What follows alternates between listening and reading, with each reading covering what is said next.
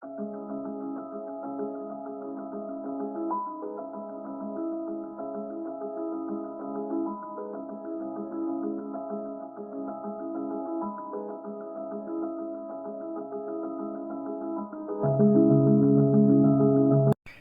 friends, welcome to Cytocare. Hope you all are doing great. Today our topic is about how to monitor diabetes so that its harmful effects or complication can be minimized in this global pandemic that affects around 400 to 500 million people worldwide. The methods used commonly includes blood and urine tests, periodic clinical and ophthalmic examinations, nerve conduction test, and occasional antibodies or genetic tests to differentiate and treat monogenic forms of diabetes, which includes mainly latent autoimmune diabetes in adults and maturity onset diabetes of young. According to International Diabetes Federation 2019 data, about 8.8% adults worldwide and in India approximately 10.4% adults have diabetes mellitus. Another 25.2 million people have impaired glucose tolerance, otherwise called pre-diabetes. In urban areas, it is as high as 15.5%. Pre-diabetics in urban area constitute around 16.2% population. So combining diabetes mellitus and pre-diabetic individuals, the prevalence is as high as 31.7%. So literally every third adult walking on road in cities has either impaired glucose tolerance or diabetes mellitus. And approx 90% of these cases have type 2 diabetes. Now coming to diagnosis of diabetes mellitus, according to World Health Organization and American Diabetes Association, pre-diabetics have HbA1c between 5.7 to 6.4% and diabetes individuals have HbA1c greater than or equals to 6.5. Fasting plasma glucose between 100 to 125 is classified as pre-diabetic and greater than 126 is classified as diabetic. Oral glucose tolerance test or postprandial glucose between 140 to 199 is classified under pre-diabetes and greater than or equal to 200 as diabetes. And any random plasma glucose, if it is greater than or equal to 200 mg per dl, it's diagnostic of diabetes only with classic symptoms of hyperglycemia, that is polydipsia, polyuria, and polyphagia, along with lethargy or hyperglycemia crisis. In the absence of unequivocal hyperglycemia, results would be confirmed by repeat testing on a separate day. Now coming to blood tests that are used for monitoring diabetes mellitus. The most common used test is plasma glucose, which constitutes fasting postprandial random plasma glucose values along with glucose tolerance test, in which 75 grams of glucose is given dissolved in 300 ml water. Other tests include HbA1c, serum insulin, and C-peptide. C-peptide especially for individuals who are taking insulin as treatment. For monitoring renal function, EGFR and creatinine. Then we have HOMA-IR, that is homeostatic model assessment for insulin resistance.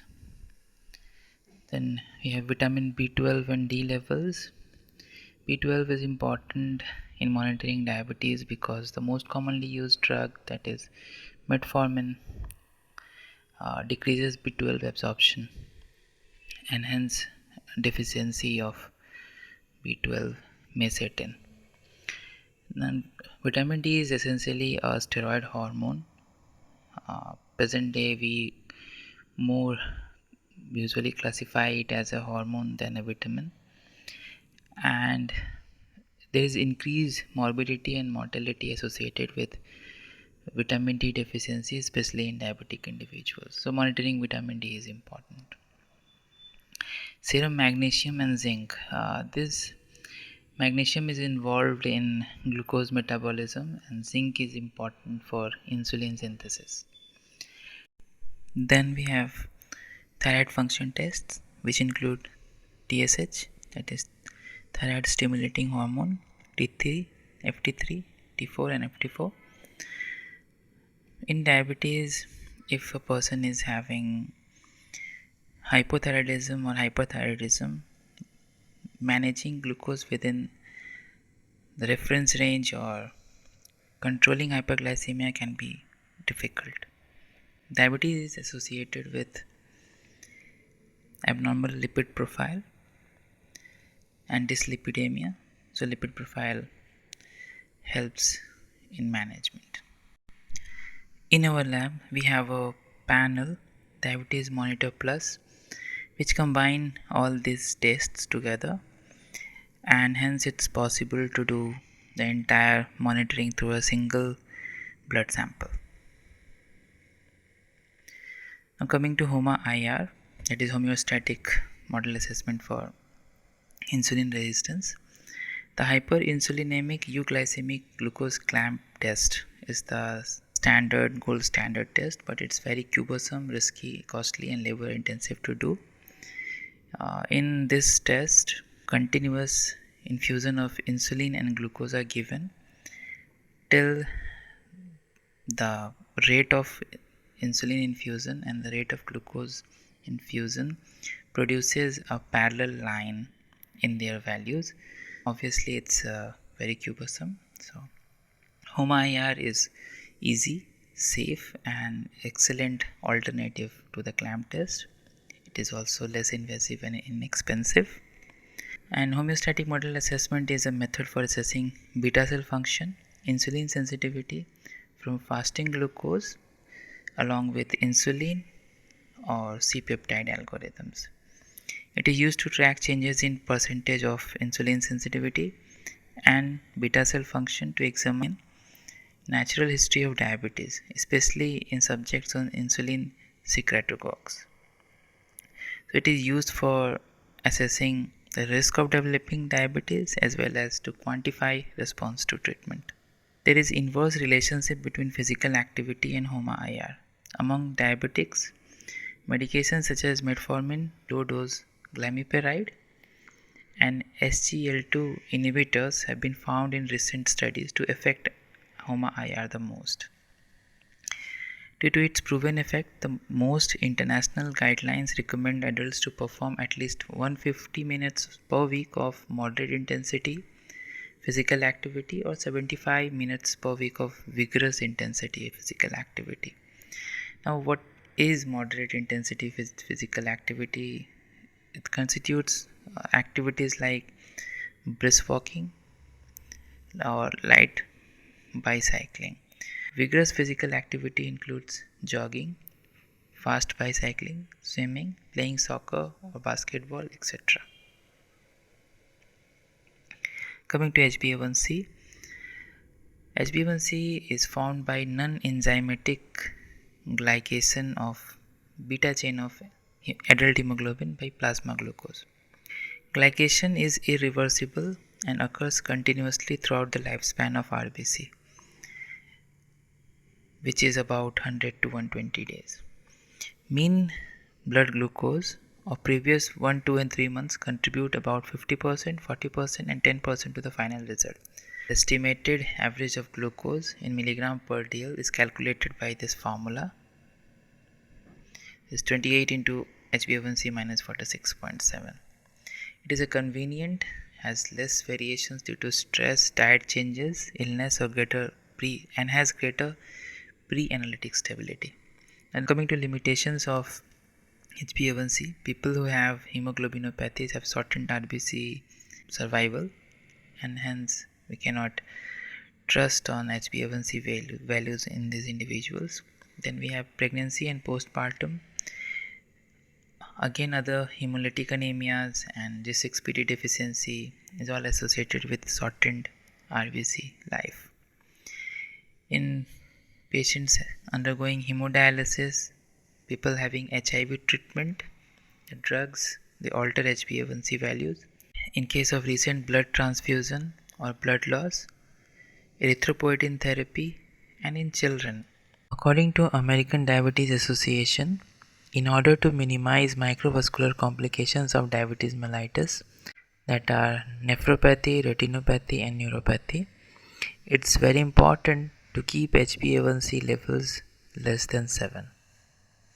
Then we have urine examination, under which we have a routine urine examination, then 24-hour protein or albumin calculation, in which 24-hour urine is collected in a container containing boric acid or other preservative, and then amount that is being excreted in 24 hours is calculated. Then we have protein creatinine ratio and albumin creatinine ratio, that is PCR and ACR, which are surrogate markers of 24-hour protein albumin, and require spot samples instead of the cubosome 24-hour collection. Then we have urine ketones for ketonuria. And coming to clinical examination, vitals are important, especially in individuals having hypertension along with respiratory rate and pattern. Then we have orthostatic hypotension to monitor for autonomic neuropathy, central obesity, and the skin examination for acanthosis nigricans as well as oral and cutaneous candida infections. Neurologic examination includes decreased or absent light touch, temperature sensation, proprioception, and deep tendon reflexes. Examination of feet is important for ulcers, dryness, and muscle atrophy. And cardiovascular examination screening includes ECG and echocardiography. Now coming to fundoscopic or ophthalmic examination, diabetic retinopathy is divided into 5 stages of progression. Stage 1, there is dilatation of retinal venules along with retinal capillary microaneurysms. Stage 2 is increased vascular permeability. Stage 3 is vascular occlusion and retinal ischemia. When there is proliferation of new blood vessels, that is neovascularization on the surface of retina, it comes under stage 4. And the last, stage 5, in which we have hemorrhage and contraction of fibrovascular proliferation. Coming to LADA and MODI. LADA is latent autoimmune diabetes in adults. It is also called as type 1.5 diabetes by many diabetologists. It is a subtype of type 1 diabetes mellitus, and patients are usually over 30 years, and it is often misdiagnosed as type 2 diabetes mellitus. It is suspected when lean and physically active individuals present like type 2 diabetes mellitus. They also respond to oral hypoglycemic drugs, but eventually the response declines. These individuals are positive for islet cell autoantibodies, and most sensitive of the autoantibodies is GAD65, that is glutamic acid decarboxylase. Diabetes mellitus can be monogenic or polygenic. Type 2 and type 1 diabetes are polygenic forms. Under monogenic diabetes, we have neonatal diabetes mellitus and MODI, that is maturity onset diabetes of young, which can be due to either deficiency of glucokinase, transcription factors, or MODI X. For diagnosing the various types of MODI, we have to look into the various types of mutation involving HNF1 alpha, HNF1 beta, HNF4 alpha, IPF, and URAT1. So for this, whole genome sequencing is required.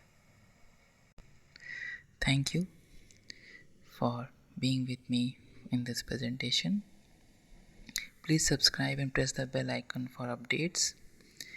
and please put your comments in the comment section for topics you want discussion on. Have a great day.